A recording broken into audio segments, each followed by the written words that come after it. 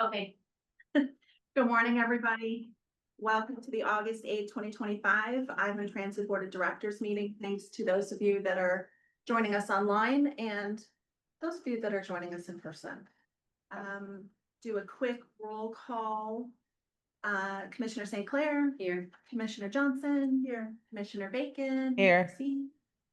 Good morning. Councilperson Marrow, not present. Councilperson Seer, not present. And we've got our labor representative, Danny Julian. Yep, here. Good morning, Danny. Good morning. We do have a quorum, Matt. We do, yes.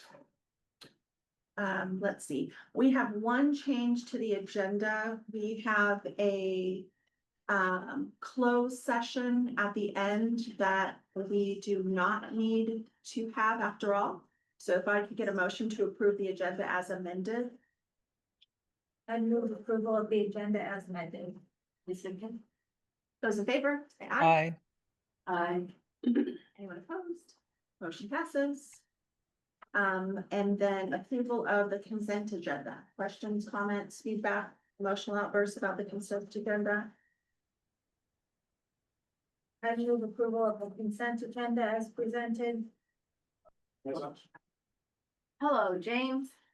Keith, Hi. Merrill, James P. Marrow is present and accounted for. we have him. Thank you, sir. Sorry, Did you just second the I- consent agenda, or did you just say hello? I seconded it and said. We have a motion and a second to approve the consent agenda. All in favor, say aye. Aye. Those opposed? Motion passes. At this time, we'll open up the public hearing for the 6-year 2025-2030 Transit Development Plan. And I will turn it over to our Planning and Outreach Manager, Brad Windler. Good morning, to those, in the room as well as to those online. Today's public hearing is for our 2025 to 2030, annual update of our transit development plan. This annual update is our submission to the Washington State Transportation Improvement Plan, or STIP. This plan is a financial forecast that helps us create a program of projects, or POP, for those who are familiar with regulatory terms, for submission to the Island Regional Transportation Planning Organization. And the projects that are listed in that are therefore grant eligible at both the state and federal levels. While there are financial elements to this plan, it is not a budgetary document, but a forecast of future conditions.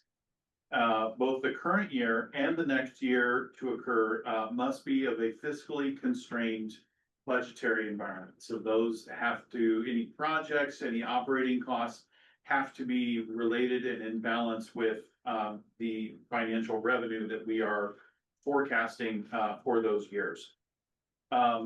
Here in a minute, I'm going to call for public comments from those in the room as well as online.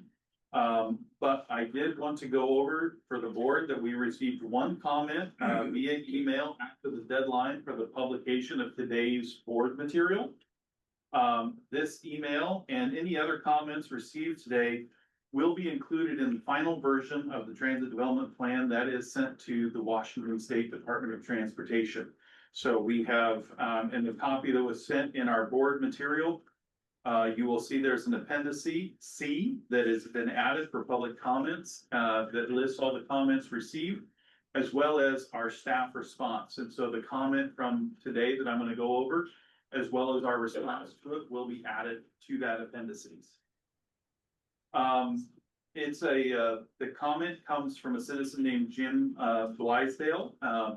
And the summary of the comment is he broke it down into 3 parts, and the first 2 parts of his comment were he very much encourages us to enhance our public outreach efforts.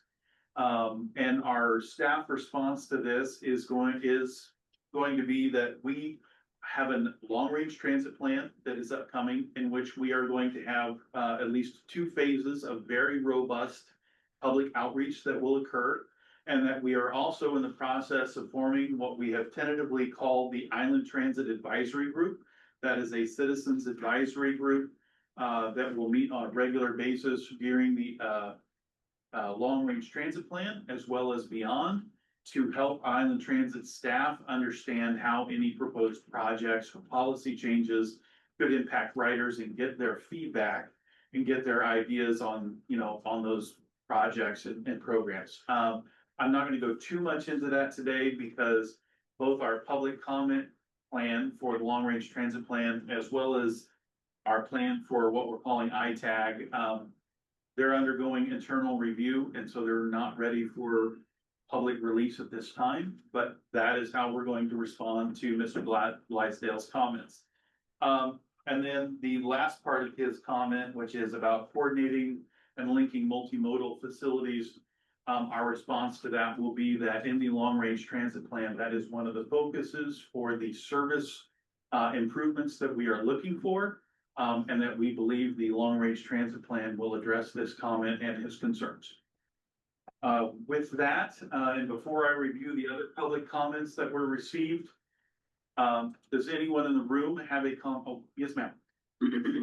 His comment about engagement was specific to vulnerable populations that are transit dependent. And so I just want to elevate that context because I think he's right that in our long range transit plan, we should make sure we're reaching out to our nonprofit partners, our community partners that serve those populations to make sure they're engaged. And we agree, part of what we're looking to do with ITAG is we are looking to recruit members for that committee from specific areas. And we have, like Spin Cafe, the Haven, those kind of social service organizations, we definitely want to have represented on our advisory group. Does anybody online have a public comment that they wish to make, for the transit development plan?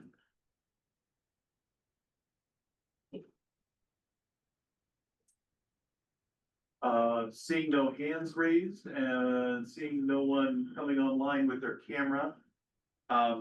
Should we take that as no comments from online? Point of order.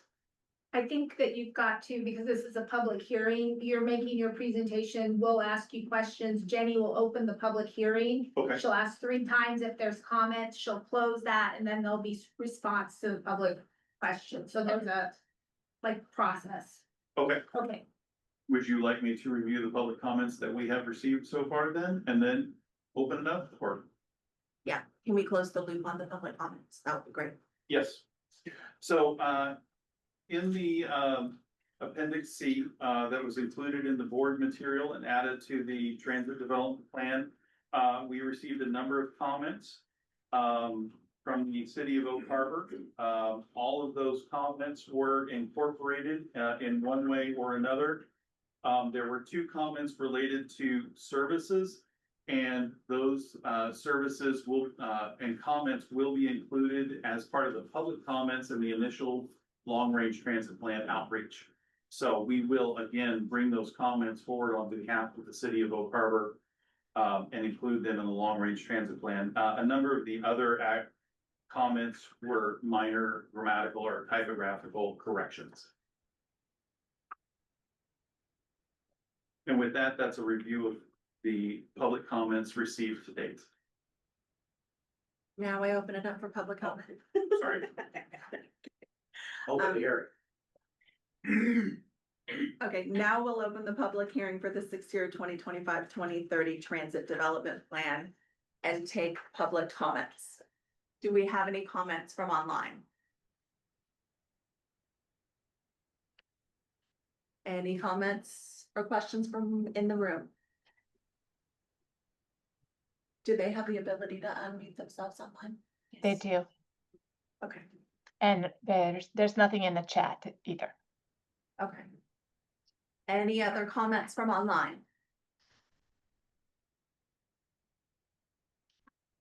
Last call for comments from online. Doing it 3 times, Joe. I will follow her. Okay, so now I close, can I listen? Close public hearing. Now I'm gonna close the public hearing. And the board can deliberate. Do we do that in the business item? What's the business item for it? Do we reserve board comments for the business item? Yes. Okay. All right, so now I'm gonna open it to public input section. Sorry, it's all very confusing. Unrelated to this. So this is the time set aside for members of the public to speak to the board about subjects of concern or interest or items not already set aside for public hearing. Comments are limited to 3 minutes. Public comment may be ended or modified if the comments become disruptive or are not germane to the business at hand. Input requiring lengthier comment is best submitted in writing. Do we have any public comments from online?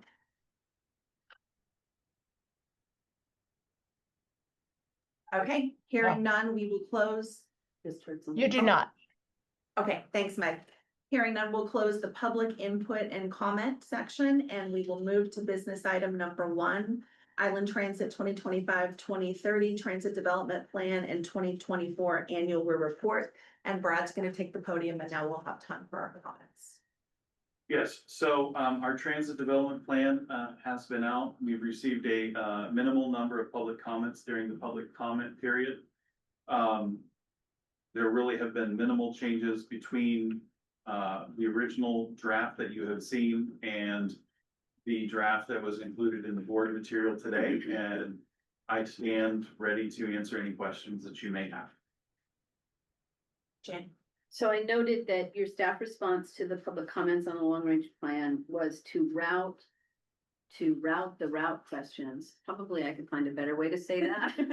But there was a number of questions, particularly in Oak Harbor, about routes, and that those are gonna get folded into the long range plan. And then typically in the past, route changes comes back to this board. Am I understanding that process? Yes, ma'am. All service changes that requires route alteration in the past, we have brought forward to the board for approval before moving forward with union bids and those sorts of things.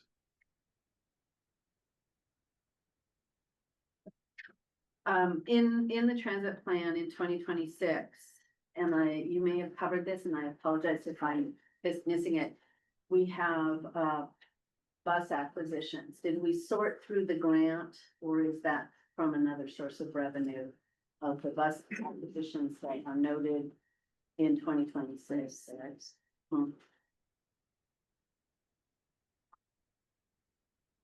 Sorry. No worries. If you go Which to page? planned capital expense 2025 to 2030 would be, it's not paginated, but it's would be page 14 in the packet.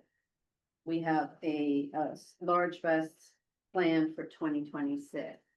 And so the question I had about that was because we had some questions about a grant and needing to see if we could rework that grant. Did we rework that grant, or is that coming from another revenue source?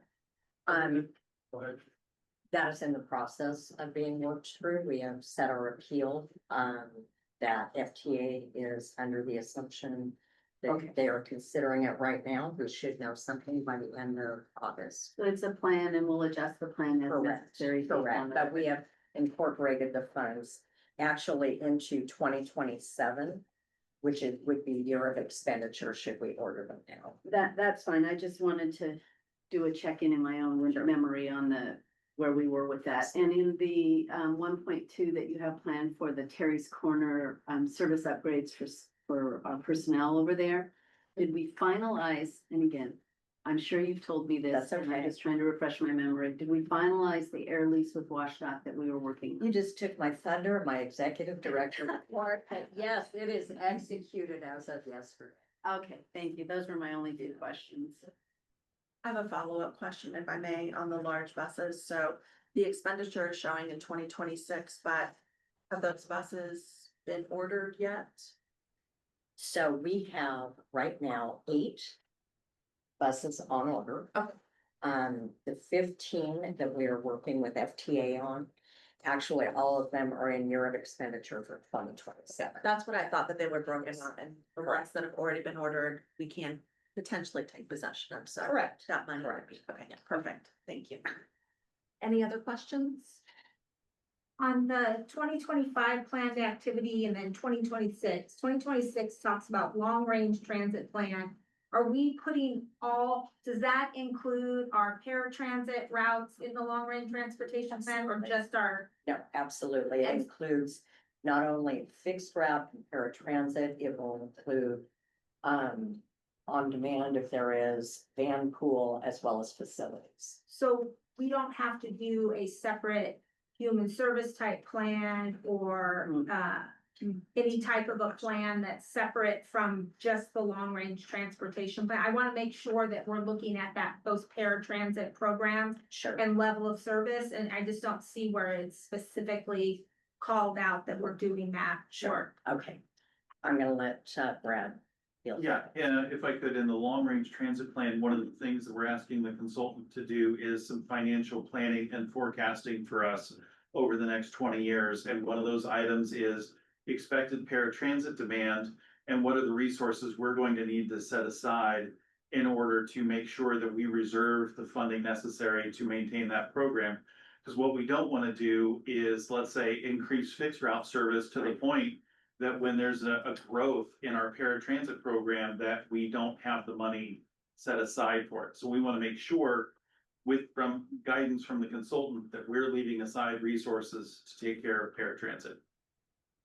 I think what I was looking for, I appreciate that. I think what I was looking for is where we were setting our values around paratransit and prioritization around that, not the financial necessarily viability or stability of it. I mean, just to show my cards, I'm willing to sacrifice some fixed routes for enhanced paratransit because I think that's the priority population. So where is that conversation in our planning process happening? That's in the long range transit plan. Okay. So as we go through and we say, we get this list of, all the things the public wants from us and they want to see from us. We need to make sure that we are prioritizing that we have the resources for paratransit. Because we don't want to do what you alluded to just a few seconds ago was build fixed route up and then all of a sudden realize that paratransit has also grown, but we didn't leave resources for it. And now we have to take service away from somewhere in order to have vehicles and drivers to cover paratransit. We want to make sure that from financial planning that we're covering that. So in answer to your question about the human services plan as well as comprehensive plans all around the county and city, those will all be taken into consideration with the long range plan, which we have so we can look at closely at those plans. Does that help you? It does and it doesn't.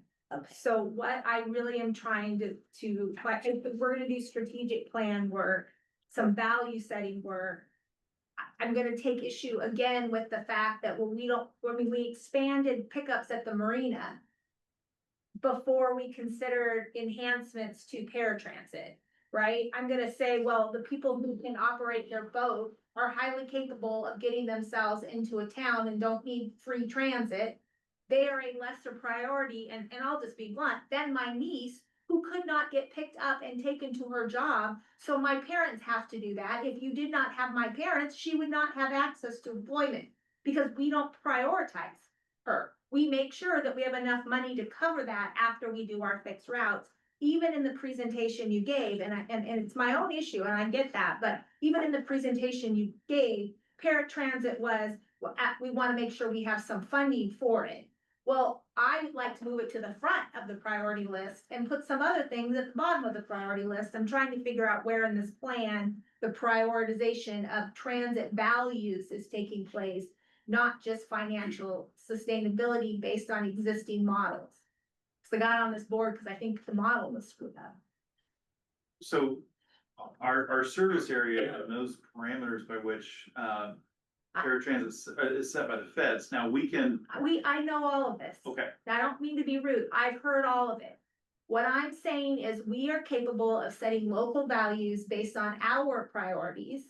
We are capable of funding based on our priorities and values. We are capable of doing enhancements in areas that we value and prioritize. What I'm trying to understand is where in this plan we are able to shape those values and priorities outside of a financial sustainability model, but more in a, we will sustain the values that we as a community have determined.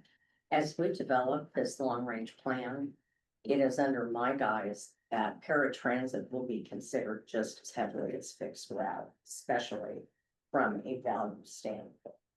So even though Brad may be talking about what's available in 3/4 of a mile, the value of paratransit will not be held to any less a standard of fixed route. And we don't have to limit to 3/4 of a mile if we want to We do use not. local funding. We do not, Right, we do not. okay. And case in point, just recently I approved someone outside the boundaries.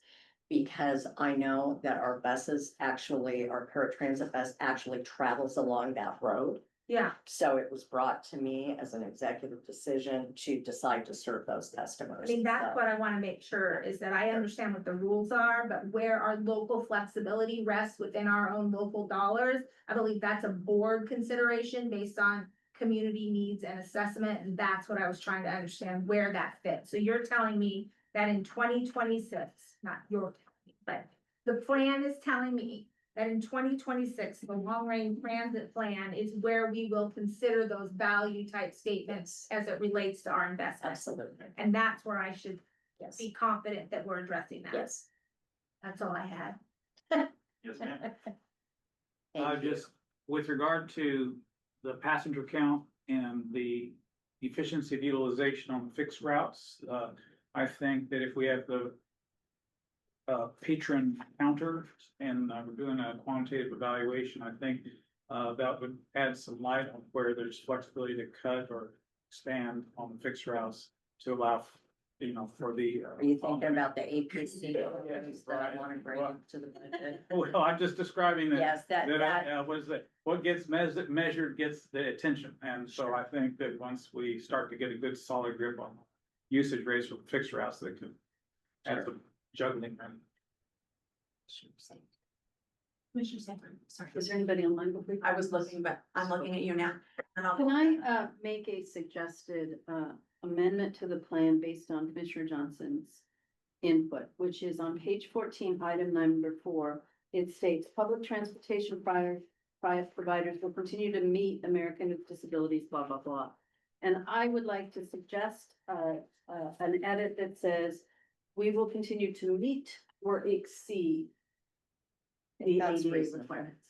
That way we can be putting into this plan the intention that Commissioner Johnson's raising, that I frankly agree with, that how do we look at our most vulnerables as equal to or more important than other routes? I would, I agree with I would second that if the chair would entertain a second. Is that, do we need a motion to edit it that way or? Need a motion to amend it. Okay, so I'll make the motion to amend whatever the acronym is for this, the TDP. TDP. On page 14, item number 4, that we will continue to meet or exceed. Okay, and I will second if permitted. So we have a motion and a second to amend action strategies number 4 to include meet or exceed in the language. Those in favor say aye. Aye. Hold on. Can we have a, Sorry, can Fred. we have a discussion? Oh, yes, of course, sir.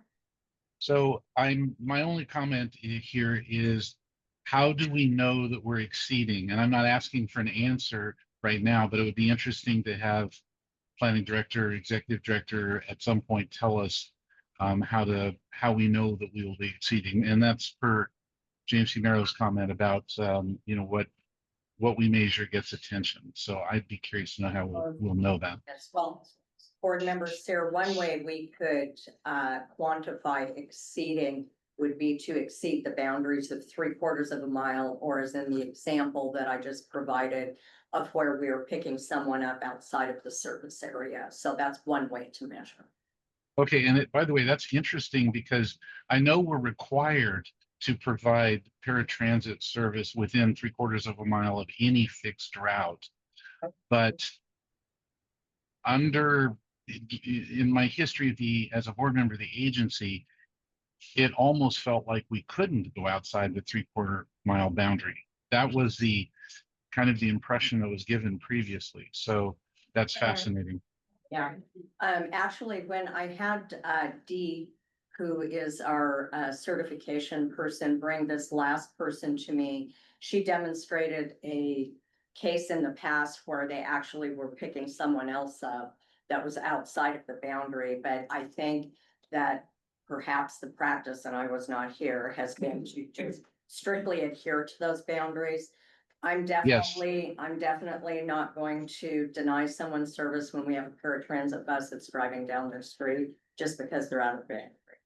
Well, so I think that sends the wrong message, so we're looking at those as a case by case in that particular situation. and are there areas of the island currently where we don't provide paratransit service? Yes. Yes. Okay, so we're not, Yes. okay, all right. That's what I thought, but I just wanted to make sure. Any other comments online before we? Yeah, I was wondering if this edit resolves the concern that Commissioner Johnson expressed. I think the edit speaks to the values of our willingness to prioritize the population. And I think that the explanation about the work that gets done in the long-range transportation plan speaks to where the work will happen. And so I think at that point, it's an edit that doesn't substantially change the document we just had a Sure. public hearing on, but speaks to a value. So I'm comfortable and appreciative of it. Thank you. Sorry. Just a point of clarification, we are confident that the limit, exceeding beyond the, specified limit does not violate any law or regulation. It does not. Okay. No, it does not. Okay, I don't, Yeah, I'm making The sure. law sets the minimum. Yeah, standard, No, not the maximum. that makes complete sense, but I thought I'd be sure. Did you have another comment? So, two things here. One is this intention of how do we measure it? The law goes to this point of the law sets the minimum standard. That's the metric. What we're saying is we may choose in our strategic planning to exceed a minimum standard in order to demonstrate a service value. The other thing, it does go to one of the Mr. Blaisdell's comments saying there are times in which you don't have to simply abide by the state standards and to use our influence to go beyond the state or federal standards. So I think that's, and I don't think it's a substantive change that requires us to start the process over. No. No. Seven stuff. Before we vote, if I may, I just had a couple of comments, just to follow up both to Commissioner St. Clair and to Commissioner Johnson about paratransit. You guys know I always try to take a step back because I have biases around paratransit. I think that for me, it's what does our standalone strategy look like to serve that population? Because, you know, we've all discussed that we kind of blend it all together to make sure that we can uphold our standards when it comes to fixed route and then paratransit. But what do they look like separated? The other thing is, what does the customer experience look like for our paratransit customers? In light of the fact that we do blended trips with currently on demand and paratransit, and again, I've been very clear about how I feel about that. I don't have a problem that we're utilizing a vehicle that's going down the road. I get that, but the Econolane impacts of inserting additional pickups when you've got paratransit, and then you've got a fixed route, which is causing a customer experience issue for the paratransit customer. I think that's something that we need to kind of peel back and look at from a services perspective. So I think the meter exceed sets a really important kind of marker out there as we're examining the strategy and understanding the customer experience, because I think that's a lot.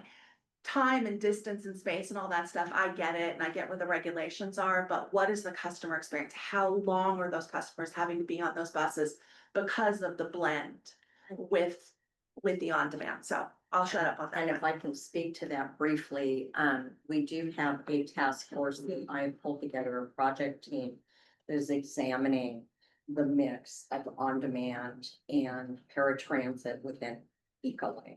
Okay. We have recently done a survey of our existing customers that are in the on-demand we're trying to ferret out what is impacting our customers, whether it's Echo Lane, whether it's on demand, all of those elements. And we're actually getting some pretty good information out of that.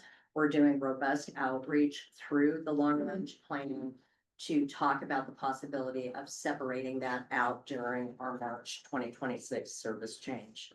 In the meantime, I have two people, our new ops manager, who I'll be introducing later, and our run cutting specialist going to an Echo Lane training that is happening in October to better understand how we can utilize that particular system with our scheduling of paratransit. We are in that contract I just examined through 2027. So as much as I would like to throw the baby out with the bathwater and look at another system, I want to utilize it to the best of our ability while we have it on hand. And then possibly look to something in the future if that turns out to be a problem. That totally makes sense. I mean, I'm all about technology and I understand the value that, Sure. you know, that it plays in our day to day, but in this particular demographic, it seems like the best intelligence is not artificial and that we need to examine what that looks like. Absolutely. My last question, Brad, you mentioned that the consultants are looking at the long-term needs from a paratransit customer perspective. Are they using our demographics? Do you know what the data set looks like? So to Jill's point, being ready set for the long term of that population, what are they using to help us to understand that trajectory? That's something we're gonna have to talk with them about. We're still in the procurement phase of bringing somebody on board, so we haven't even seen who is gonna be our vendor at this point. They're still putting submissions together for then an internal selection committee to go through and select a vendor.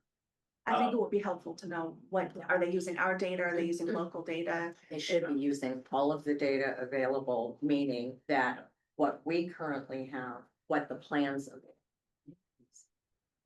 the groups in which we need to reach out to that paratransit is directly represented by. So as we work with the consultant, it will be our responsibility to make sure they are reaching out to all of those individual groups so that we get the best information. They're often pulling on census data, and then I know just from working with consultants in the past, and they, most consultants like using the Office of Financial Management data that comes out of state government. That usually is two data sets that they're always pulling on. We have a motion on the table. The motion is just on the amending. Yes. Yeah. And I've seconded it. Yes, so we have a motion and a second to amend the section of the plan to reflect, meet or exceed. Those in favor say aye. Aye. Anyone opposed? Meg has a comment. That motion passes. Meg, you have a comment?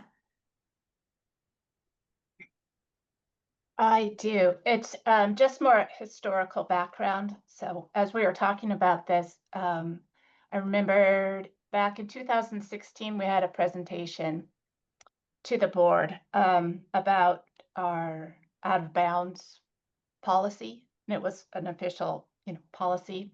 And at the time, the board voted to no longer allow new out of bounds riders and for the existing rider service benefit to expire as of June 30, 2016. Excuse me. In order to reflect that, we had to change the specialized paratransit services policy. So my point is, if you are choosing to make this a formal action, we will have to bring something back to the board for either a motion or a resolution. In my opinion, Matt would have the final say on that. And we had a presentation and I can provide that for reference at another time. Meg, my question would be, can we do that in conjunction with the outcome of our long range plan process after we take all these elements into consideration so that we have the appropriate information to make that change? Yes. Yes. In my opinion, I would say yes. Matt has. Matt the agrees same with you. opinion. Hey. And Good thing. and that's not uncommon. I've seen that at several other agencies where you get a final report like this, and then there are several, policies that are also included as action items, usually at that board meeting or the next board meeting, to reflect all the changes and support the enacting of a long-range plan, the outcome. Commissioner Bacon, did you have a comment? Okay, sorry, take yourself off mute, so. Chair, may I make a caveat or just a warning, shall we say? Okay, with regard to the special needs or unique transportation requirement needs. Those are not really determined by standard statistical distributions because they're unique. And so I don't want to, I would recommend carefully about using data sets that use just generic statistical distributions because we have unique pockets of special needs transportation that really don't fit into necessarily a standard statistical analysis. So that's just, I've experienced some of that myself, and so that's the reason I mentioned it. Not with regard to transportation, but other. Understood, thank you. Ready to entertain a motion on the business side? Yes. I move to adopt resolution number 1225 of the Island County Public Transportation Benefit Area Corporation Board of Directors accepting Island Transit Excuse me for just a as second. amended. I think it's. Mag, am I correct? It's supposed to be 1525? No, it's supposed to be 12. The motion is correct. Okay, sorry. Okay. Sorry. Thank you. She wrote it down differently. Sorry and thank you. Transit Development Plan as amended, et cetera, in the motion. I second that. Okay. As We have a motion and a second to accept the Island Transit 2025, 2030 and 2024 annual report. Any other questions, comments, or discussion? All in favor, say aye. Aye. Anyone opposed? Motion passes. Thank you, everyone. Thank you, Brad. Okay, we will move to business item number 2, delegation of authority to the Island Transit Executive Director to execute any required documents needed to extinguish the conservation easement on Island Transit adjoining parcel R13235025487. We'll hand it to our Executive Director. Thank you. I was actually using repetitive language there, but this delegation of authority allows the executive director to execute any required documents that we need to extinguish the conservation easement on Island Transit's adjoining parcel, also known as the tree farm. And what this does is fulfill the obligations of the memorandum of understanding between Island Transit and the Whidbey Camino Land Trust, of which we just received our appraisal in at 350, and we received our presentation from Ryan Elting at our last board meeting. Are we giving the land trust just the money or we're purchasing development rights somewhere else? Cause I'm gonna have an opinion. There, no, it needs to be. Really? The way the MOU was they were gonna present swap property, and so our deal was to allow, that would be, the money wouldn't just go to them, it would be to Okay. pay for the swap. So we're authorizing you up to $350,000 to purchase Correct. development rights to replace these development rights. Yeah. It's not just a donation to No. them and they can spend it anywhere they want. It's gotta be a swap. Correct. Yes, correct, that's, Okay, then I'm cool. yeah, the purpose of this is really to avoid a special meeting. So- Yeah, okay. So does this money sit in trust and how all that's been decided? We'll watch that, but I think they are looking for target properties right now, and when they have that, that's when the money will change theirs. Okay. And that was part of his presentation before, it may be part of a bigger. Our money may be part of a bigger pot of money to buy a bigger piece of property, but it will be attached to a piece of property. Do we have a say over where that property is?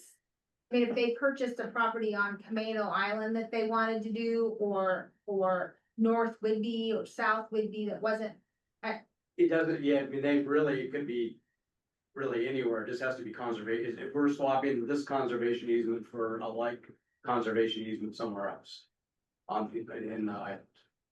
If it's not local to us, does that meet our needs? Fine, local. It meets our from our point of view, we're getting our property unencumbered.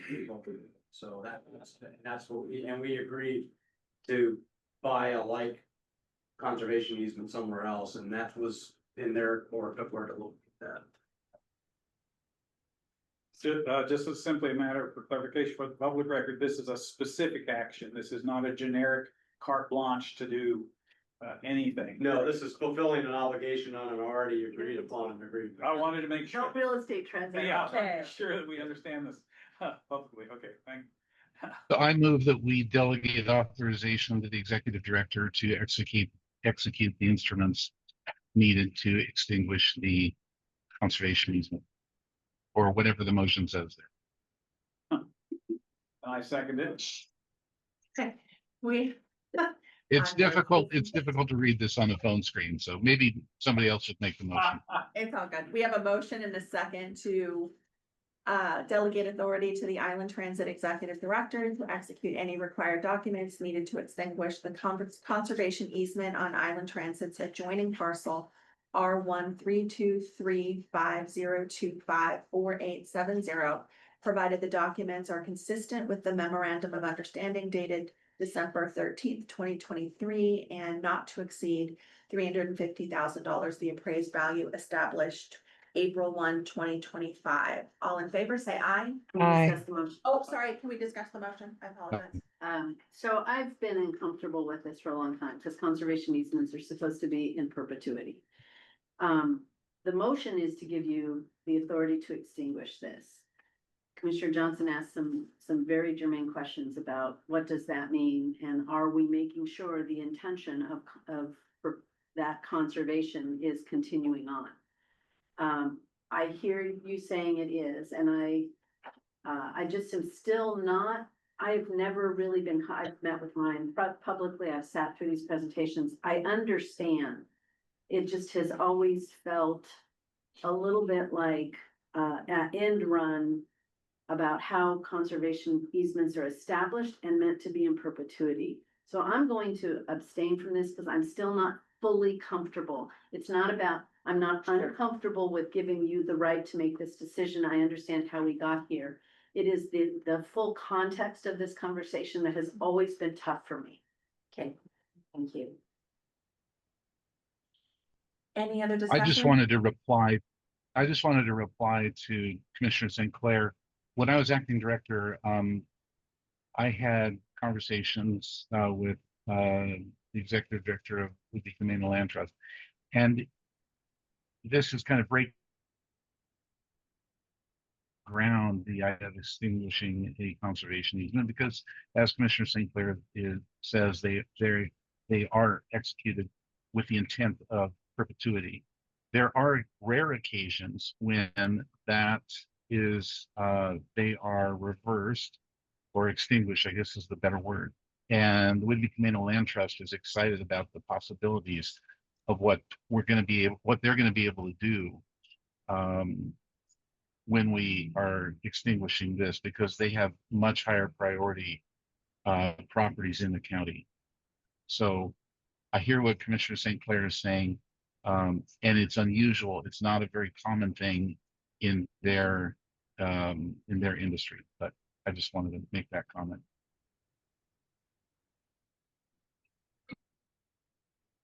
My issue is been dealt with by Matt. It doesn't deal with my issue, but it's basically like the limits of my control are the extinguishment of these easements and not controlling where they go, which is what I really want to do. So, I know I have issues. So I've been put back in my appropriate lane of what this is and what I'm allowed to have authority over. So my issue is about what I can't control, not what I can. Any other discussion? Okay, we have a motion, right? Motion and a second. Second. Oh, motion and a second. So we have a motion and a second, to approve. Oh, I already said it. No, sir. Okay, You already said said, all in favor, say aye. Aye. Aye. Those opposed? And we, one abstention. Okay, motion passes. All right, business item number 3, discussion regarding HB 1418, adding 2 voting members that are transit users to the governing body of public transportation benefit areas. Okay, business item number 3, discussion regarding House Bill number 1418. Board members have requested a discussion involving HB 1418, which allows the Board of Directors to add 2 voting members, 1 transit user that primarily relies on public transportation, and 1 member from a community-based organization who at least use public transportation occasionally. These added members are voluntary. This law goes into effect as of January 1 of 2026, and this is a board decision. Saying so, I remain neutral. Should the board decide to appoint, they must appoint both according to the House law. So in other words, you can't appoint 1 writer or 1 community member. It has to be a community organization, excuse me. And with that, the board would like to have a discussion. They're full voting members. Correct. Yes. What's the criteria for selection other than what you just read? We would need to establish both criteria and application process. There is some identifying factors as to the type of training they would need to go through ethics. Matt, do you have anything to add? Yeah, but it's a bit vague, so how that would be handled would be through a bylaw. It would record updated bylaws. And that's where you put term limits and things like that. Term limits are, I think they're in the statute. Okay. It's, I think it's a 4-year term. We do have a longstanding agency in the Puget Sound region, Intercity Transit, that has been doing this practice for the last 10 years. They did it voluntary before this came about. We have gathered all of their materials should the board consider doing this so that we kind of have a template or something to look at should they want to. I would just point out, just objectively, it hits Island Transit a little different than most Yes. transit agencies in the state, because most transit agencies in the state have either 9 or bigger boards by statute. We're at 6, so there would be a different proportion that they would represent on their overall board, just a little unique to Island Transit. Can I speak to this, Chair? With regard to adding 2 members, at least my experience over the years in different commissions and groups and so forth is the larger you make a body, the tougher it is to get a consensus and a decision many times. And there's nothing to prevent transit users or a community member from coming to this meeting and making public statement one way or another. So just in general outline, I'm reticent about adding 2 more members to the board, but that's just a matter of information so that you know approximately where I stand. It's not because I'm hostile to these parties to be part. I'm just describing to you, there's nothing to prevent them from coming, even with a group of people, to make a statement. And we are basically representatives of the users and the voters and just basically the citizenry to do exactly the type of decision making that we practice. So that's all I have. Question, so just to clarify, looking at the act, the 2 positions are a community-based organization that at least occasionally uses transit and a transit writer. And the training required is OPMA, public records, and ethics, but there's nothing in the training requirements that says governance and fiscal training is required. We could, though, require additional training because that is the principal roles of boards, is governance and financial. So we could require of any new members if they have not had that experience, if they can't show that experience, they could be asked to go through governance and financial training. There's not a whole lot of guidance from the Okay. statute, yeah. I just, what is the role of a board? Primary boards are governance organizations, or fiscal and governance. So I just want to make sure, I don't have an opinion yet on where we go with this. I'm just saying that if we do go, I want to make sure that all members of the board through, as county and city and municipal, and you have that fiscal and governance training. just, or you get it, you get the on-the-job training. Maybe even training in transit. So I just am thinking it through. I have some biases towards user experience speaking into our policy making, but I have no final opinion on this at this point in time. I just wanted to clarify in my head. Craig? Yeah, I have two thoughts about this. One is an experience and kind of dovetails with what James Fumero was saying. I was part of a board that had 9 members, and we went through a process where we decided to shrink because 7 members could accomplish just as much as the 9 members, and we were having difficulty recruiting 9 members, and it turned out that we became a more efficient board. I understand the impetus for the act. And when reading it, the first thing that jumped to mind for me, if we were to do this, is at least one, I would think we'd want one of the added members to be geographically from Camino, because Camino has the least representation, that geography on this board. And if Commissioner St. Clair isn't here, then Camino is When I represented. retire? So that's just an initial thought.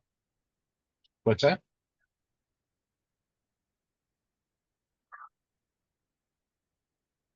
Any other comments? The advisory board that we were just talking I'm about just gonna remove. seems like an opportunity, if it's structured correctly, to get a lot of that feedback. And we could always, as an initial step, add an advisory committee report to our agenda, and someone could come and attend that way, and that, then we're preserving that kind of government and fiscal oversight, but we're incorporating more consumer experience voice into our considerations, but not as a vote per se. And it seems like that would be a good initial step to form that group, formalize their relationship with this board, see how that's working, and then see if it would make sense to expand the board or not. Because it changes a little bit the dynamic of how we're functioning. I mean, I remember we got on Craig a little bit when he was voting about the van buses and the rates,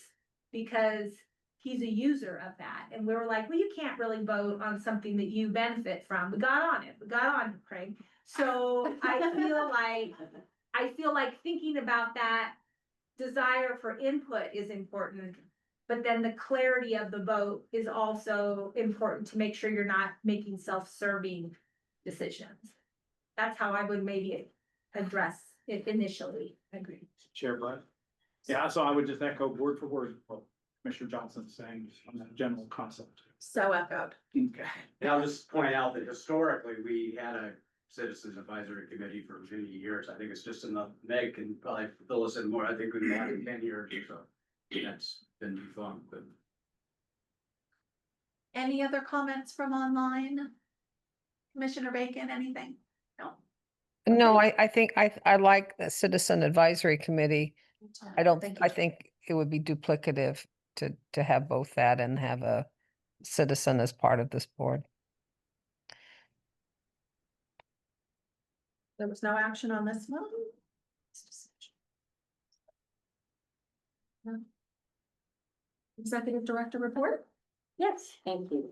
So I'm just gonna go through a few items here. I've added a kind of a highlights section this month because there were a number of great things that have happened that I'm pretty excited about. The first one being is that we received word from Representative Larson's office that the Secretary of Transportation, Sean Duffy, has requested the Federal Transit Administration reconsider requests to transition fuel sources on previously awarded grants.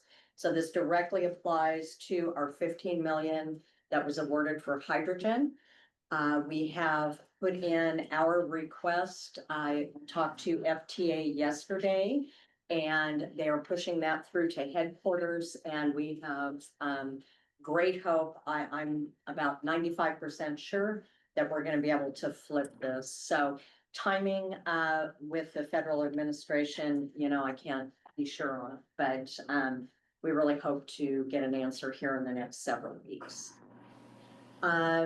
The Island Transit Advisory Group, which is what my internal group who's putting together would be a community advisory group. We have heard our board members, and as requested by the board, staff have begun developing bylaws and recruitment materials to form an Island Transit Advisory Group. We're affectionately calling a new acronym called ITAG. The community group will serve in an advisory capacity to the Island Transit Board of Directors and staff, providing feedback and recommendations on agency plans, policies, and services. The mission of ITAG is to represent community interests and advocate for accessible, reliable, and innovative public transportation throughout Island County.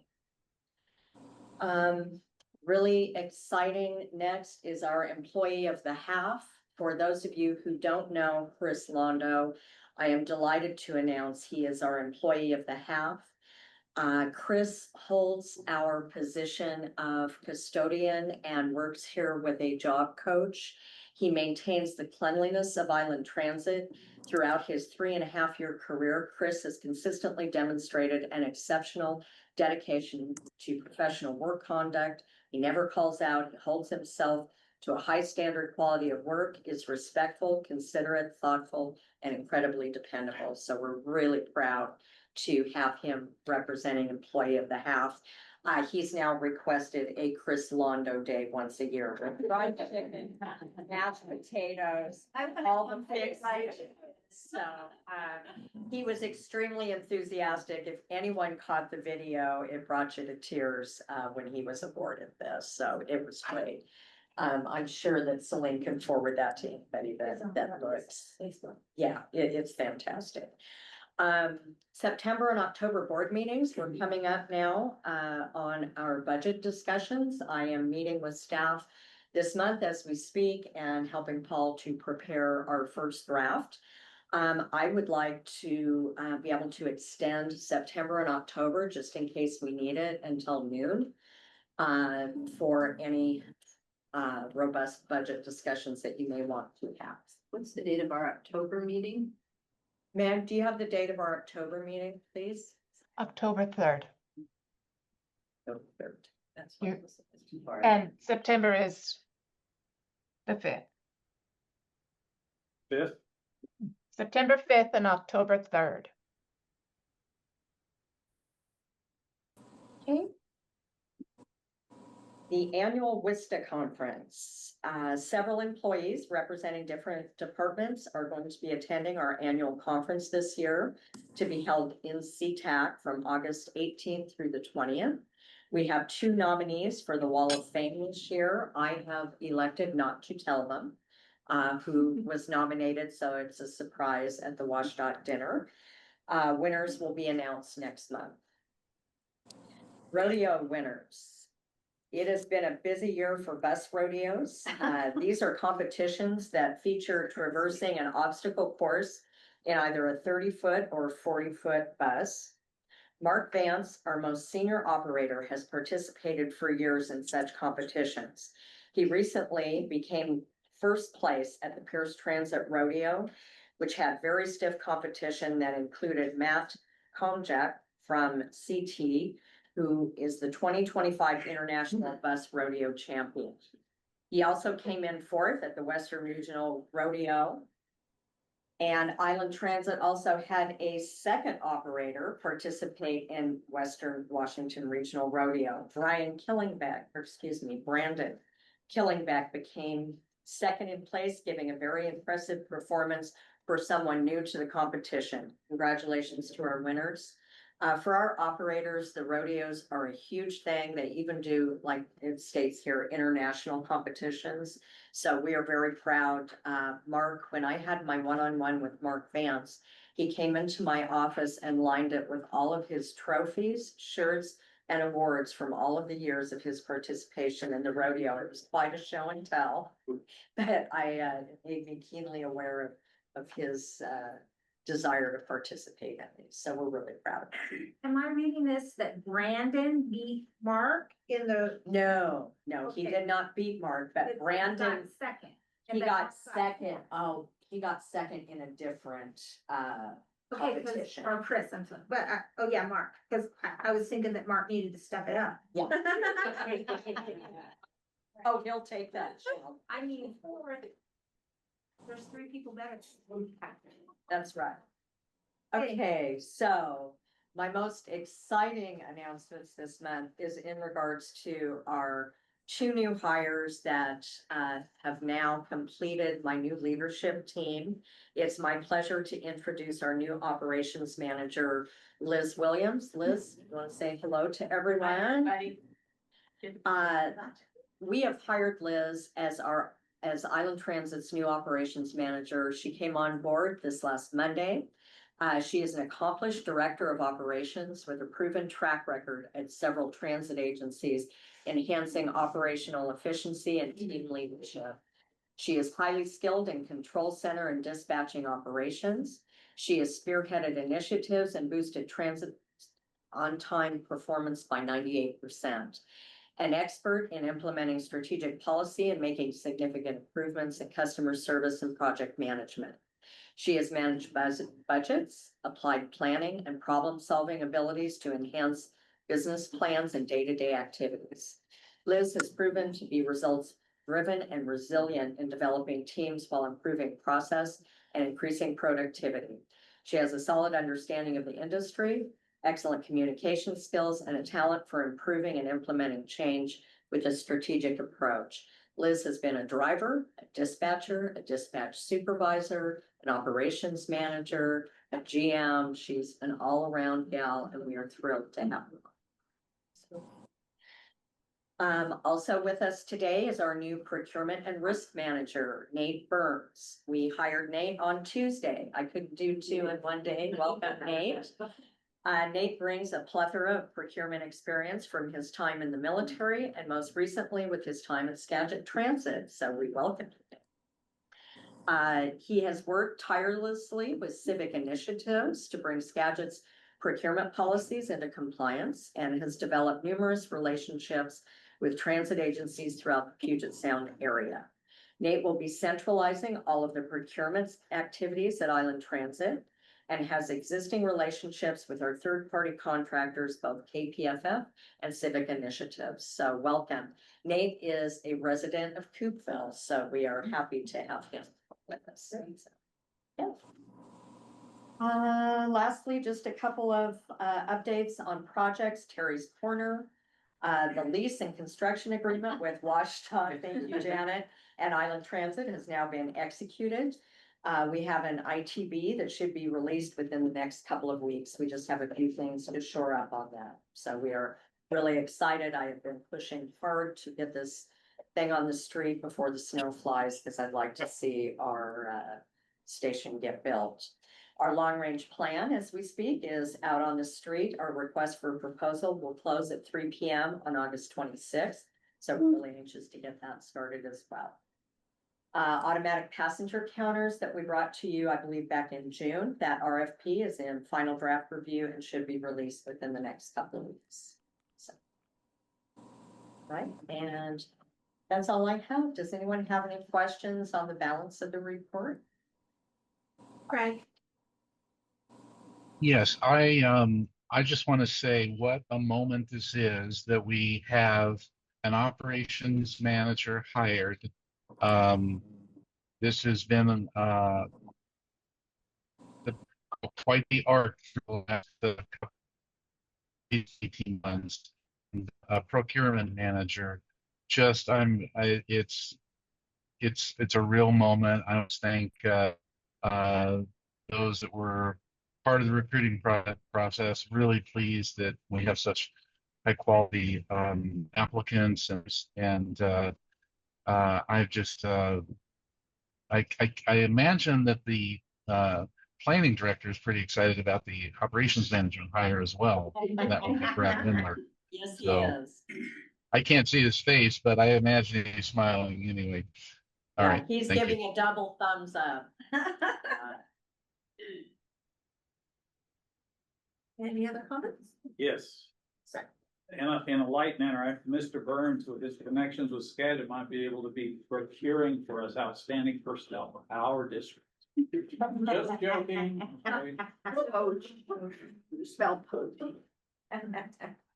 Thank you to your staff at National Night Out. I got to hang with a couple of them and it's always fun. And there's always a line of families waiting to get those little reflective vests, which makes me feel good about kids taking the bus. An outstanding team. Okay, we'll pass it over to Terrence. For our human resource managers monthly report.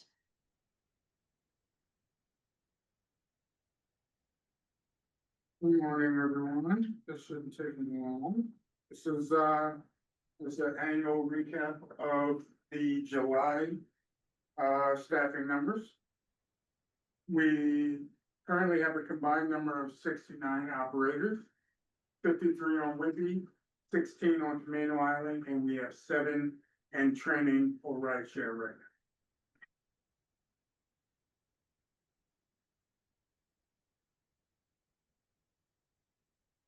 Can you go back one? Yeah, that's, as you can see, the numbers are holding steady, pretty steadily, as of May, June, and July. There's no anticipation of it dropping anytime soon. Next slide, please. Our 2025 yearly operator data, as you can see, we're holding steady. Not many hires necessary, but also not many exits from the organization as well, which is the orange. We did have one in July. And that individual moved to Oregon. So it wasn't because of anything negative, or I believe it was fiance or husband. They both moved to Oregon. So, and that was the reason why for that. Any questions? Thank you, Terrence. Holly, are you? Did the financial controller's monthly report? Good morning. I'll just walk you through the highlights of the finance report that was report packet. Start with our cash. Well, the previous slide states that we reviewed this at our meeting in August 4th. Everyone was present. Second slide, please. In June, our sales tax revenue was up 123,000, almost 9%. You can also see by this section of the report that we had some investment interest and significant grant revenue. Next slide, please. Sales tax actual versus budget. Our June sales tax, which is collected in April, was up about 88,000, 6% above budget. You can see by the green line that now we have 5 positive months in a row, so that's good news. For the year, we are at 49.05. We expect 50% half year. So we're slightly behind, but less than 1%. So we're doing pretty good at sales tax revenue. Next slide, please. Operating grant revenue, you can see we took in a healthy dose of that. We had 2 months for each of our operating grants. So gives a little boost to our revenue figures. Next slide, please. Investment interest first and interest rates. We have June interest 172,000, which was down slightly, about 1,200 from last month. Still in June, we had 68 million invested, and the ICTIP was up 1 basis point, less than 1%. It's also interesting to see that the LDIP went up 1 basis point as well. So all the indexes seem to be in June moving at the same pace. Next slide, please. Cash uses. We had payroll payments of a little over $1 million, and it was up 22% from last month. It's on a cash basis and down about 128 from the previous from last year. But if we look at it from an accrual basis, it was a little over 1.1 million, up 34,000, or about 3%. So a minimal percent The changes primarily were overtime and bonuses dropped about 10,000, so we're paying less overtime. While our medical insurance slash deductible that we pay with our new insurance plan increased about 20K in June. Holiday pay increased as well as people took Memorial Day off. I worked partly off. There were 7 new hires, 5 operators, 2 facility maintenance, first of June, and 6 step increases. Non-payroll, $653,000, it's up 32,000 or a little over 5% from last month, up to 71% from last year. Some larger changes to operating vendor purchases, it includes 139,000 computer purchases, desktop integration that we just went through as an organization. 21,000 for ER&R Camino fuel, 34,000 fuel, just to give you some examples. Some large June vendor payment decreases, we saw last month, we didn't see this month, was the convergent camera security gate projects that were going on. And once again, there are no late fees in June. Next slide, please. Capital payments, very minimal, and a little electric transformer, about $7,500. Computer leases now considered capital, and computer tab was very minimal. Next slide, please. Cash reserves, you can see total almost 73 million. Very little activity on the decrease of capital. And once again, we had greater dose of grant revenue than we expected, so our cash increased about 1.2 million. When we talked about the 350,000 of the conservation easement extinguishment that's gonna get recorded and kept for a future conservation swap, is that gonna show up in the land acquisition reserve balance number?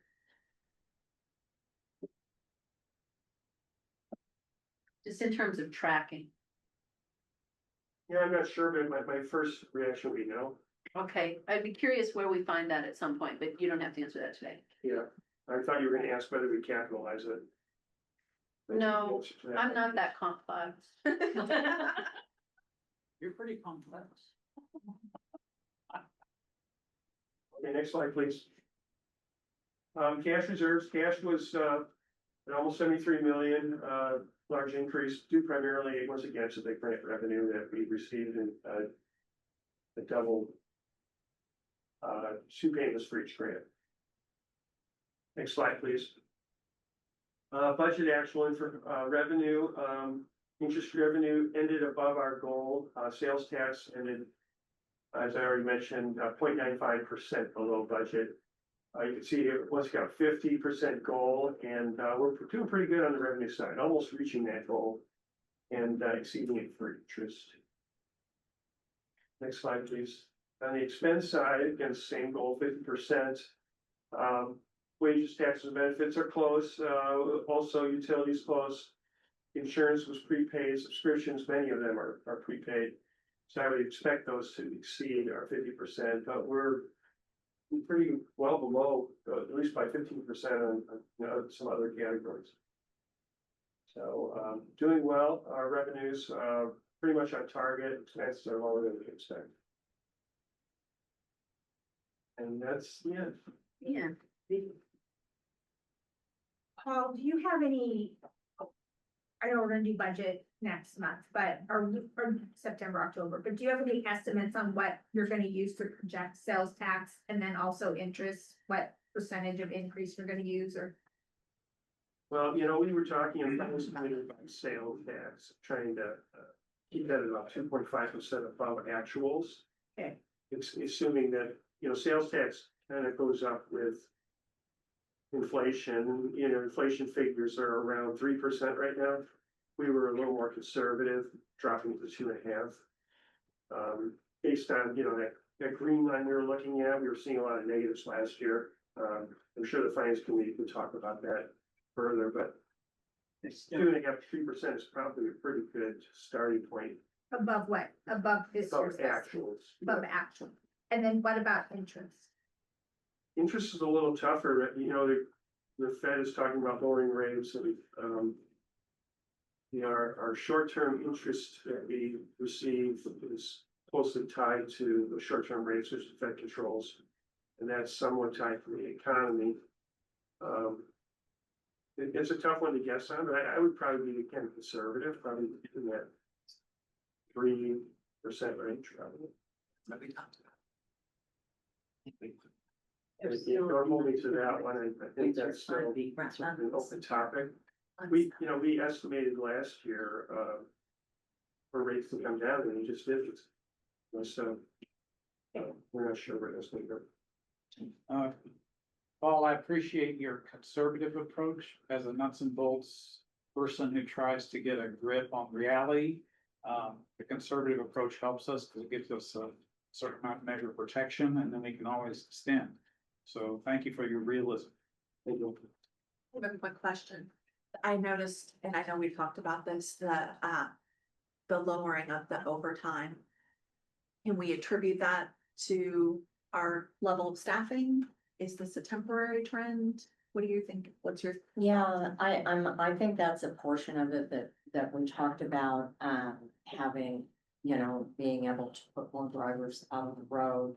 That said, I'm always really cautious around overtime. It's been my experience in other agencies that fluctuates, based on how many people you have on staff, based on service changes, all those elements and vehicle availability. So it's a very vulnerable area. I made that same assumption when I was talking to payroll. They said, well, never forget that call outs are flexible. You want to keep call out anytime. Yeah, how many people are sick, how many people are protected leave. Got it. Thank you. Thank you. We're not doing closed session, but we're doing Correct. session. Yes.